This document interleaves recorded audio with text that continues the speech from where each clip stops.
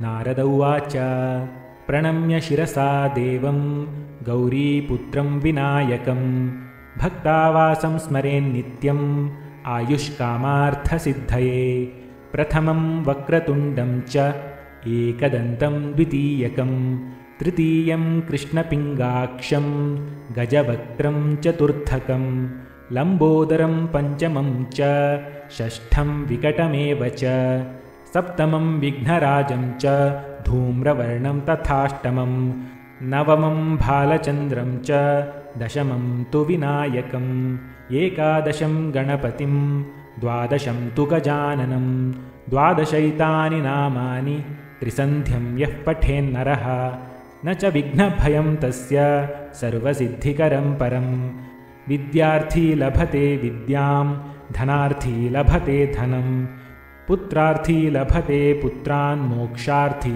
लभते गतिं जपेद्गणपतिस्तोत्रं षड्भिर्मासैः फलं लभेत् संवत्सरेण सिद्धिं च लभते नात्र संशयम् अष्टभ्यो ब्राह्मणेभ्यश्च लिखित्वा यः समर्पयेत् तस्य विद्या भवेत् सर्वा गणेशस्य प्रसादतः।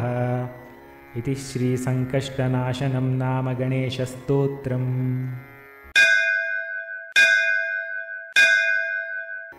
गजाननाय गाङ्गेय सहजाय सदात्मने गौरीप्रियतनूजाय गणेशायास्तु मङ्गलम् नागयज्ञोपवीताय नतविघ्नविनाशिने नन्द्यादिगणनाथाय नायकायास्तु मङ्गलम् इभवक्त्राय चेन्द्रादिवन्दिताय चिदात्मने ईशानप्रेमपात्राय चेष्टदायास्तु मङ्गलम् सुमुखाय सुषुण्डाग्रोक्षिप्तामृतघटाय च सुरवृन्दनिषेव्याय सुखदायास्तु मङ्गलम् चतुर्भुजाय चन्द्रार्ध विलसन्मस्तकाय च चरणावनतानर्थ तारणायास्तु मङ्गलम् वक्रतुण्डाय वटवे वन्द्याय वरदाय च विरूपाक्षसुतायास्तु विघ्ननाशाय मङ्गलम् प्रमोदामोदरूपाय सिद्धिविज्ञानरूपिणे प्रकृष्टः पापनाशाय फलदायास्तु मङ्गलम् मङ्गलं गणनाथाय मङ्गलं हरसूनवे मङ्गलं विघ्नराजाय विघ्नहर्त्रेस्तु मङ्गलम् श्लोकाष्टकम् इदं पुण्यं मङ्गलप्रदमादरात् पठितव्यं प्रयत्नेन सर्वविघ्ननिवृत्तये। इति श्रीगणपतिमङ्गलाष्टकम्।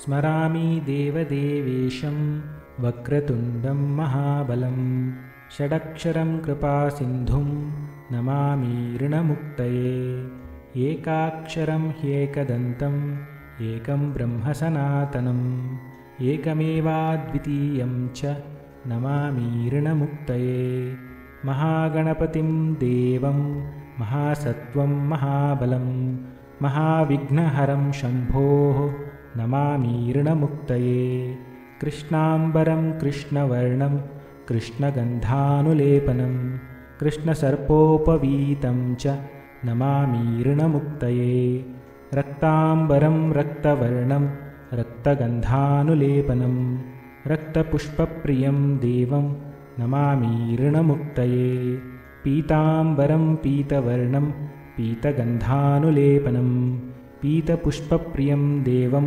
नमामि ऋणमुक्तये धूम्राम्बरं धूम्रवर्णं धूम्रगन्धानुलेपनं होमधूमप्रियं देवं नमामि ऋणमुक्तये फालनेत्रं फालचन्द्रं पाशाङ्कुशधरं विभुं चामरालङ्कृतं देवं नमामि ऋणमुक्तये इदं तु ऋणहरं स्तोत्रं सन्ध्यायां यः पठेन्नरः षण्मासाभ्यन्तरेणैव ऋणमुक्तो भविष्यति। इति ऋणविमोचनमहागणपतिस्तोत्रम्।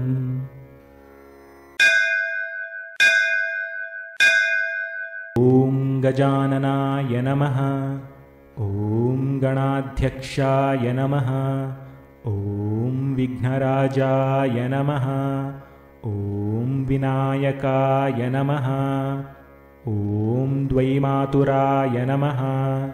ॐ सुमुखाय नमः। ॐ प्रमुखाय नमः। ॐ सन्मुखाय नमः। ॐ कृतिने नमः। ॐ ज्ञानदीपाय नमः। ॐ सुखनिधये नमः। ॐ सुराध्यक्षाय नमः। ॐ सुरारिभिदे नमः। ॐ महागणपतये नमः। ॐ मान्याय नमः। ॐ महन्मान्याय नमः। ॐ मृडात्मजाय नमः। ॐ पुराणाय नमः। ॐ पुरुषाय नमः। ॐ पूष्णे नमः। ॐ पुष्करिणे नमः। ॐ पुण्यकृते नमः। ॐ अग्रगण्याय नमः। ॐ अग्रपूज्याय नमः। ॐ अग्रगामिने नमः। ॐ मन्त्रकृते नमः। ॐ चामीकरप्रभाय नमः। ॐ सर्वस्मै नमः। ॐ सर्वोपास्याय नमः। ॐ सर्वकर्त्रे नमः। ॐ सर्वनेत्रे नमः। ॐ सर्वसिद्धिप्रदाय नमः। ॐ सर्वसिद्धाय नमः। ॐ सर्ववन्द्याय नमः। ॐ महाकालाय नमः। ॐ महाबलाय नमः। ॐ हेरम्बाय नमः। ॐ लम्बजठराय नमः। ॐ ह्रस्वग्रीवाय नमः। ॐ महोदराय नमः। ॐ मदोत्कटाय नमः। ॐ महावीराय नमः। ॐ मन्त्रिणे नमः। ॐ मङ्गलदाय नमः। ॐ प्रथमाचार्याय नमः। ॐ प्राज्ञाय नमः। ॐ प्रमोदाय नमः। ॐ मोदकप्रियाय नमः। ॐ धृतिमते नमः। ॐ मतिमते नमः। ॐ कामिने नमः। ॐ कपित्थप्पनसप्रियाय नमः। ॐ ब्रह्मचारिणे नमः। ॐ ब्रह्मरूपिणे नमः। ॐ ब्रह्मविदे नमः। ॐ ब्रह्मवन्दिताय नमः। ॐ जिष्णवे नमः। ॐ विष्णुप्रियाय नमः। ॐ भक्तजीविताय नमः। ॐ जितमन्मथाय नमः। ॐ ऐश्वर्यदाय नमः। ॐ गुहज्यायसे नमः। ॐ सिद्धसेविताय नमः। ॐ विघ्नकर्त्रे नमः। ॐ विघ्नहर्त्रे नमः।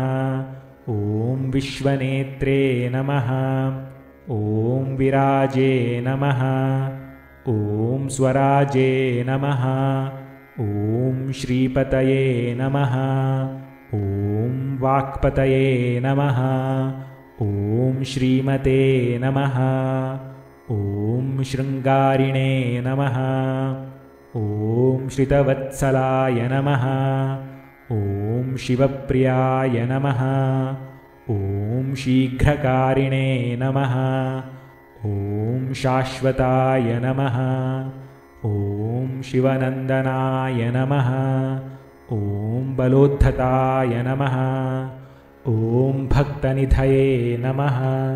ॐ भावगम्याय नमः। ॐ भवात्मजाय नमः। ॐ महते नमः। ॐ मङ्गलदायिने नमः। ॐ महेशाय नमः। ॐ महिताय नमः। ॐ सत्यधर्मिणे नमः।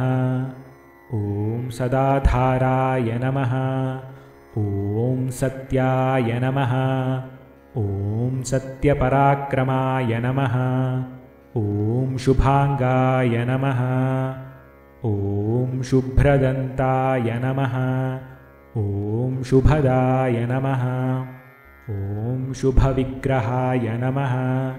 ॐ पञ्चपातकनाशिने नमः। ॐ पार्वतीप्रियनन्दनाय नमः। ॐ विश्वेशाय नमः। ॐ विबुधाराध्यपदाय नमः। ॐ वीरवराग्रगाय नमः। ॐ कुमारगुरुवन्द्याय नमः। ॐ कुञ्जरासुरभञ्जनाय नमः। ॐ वल्लभावल्लभाय नमः। ॐ वराभयकराम्बुजाय नमः। ॐ सुधाकलशहस्ताय नमः। ॐ सुधाकरकलाधराय नमः। ॐ पञ्चहस्ताय नमः। ॐ प्रधानेशाय नमः। ॐ पुरातनाय नमः। ॐ वरसिद्धिविनायकाय नमः।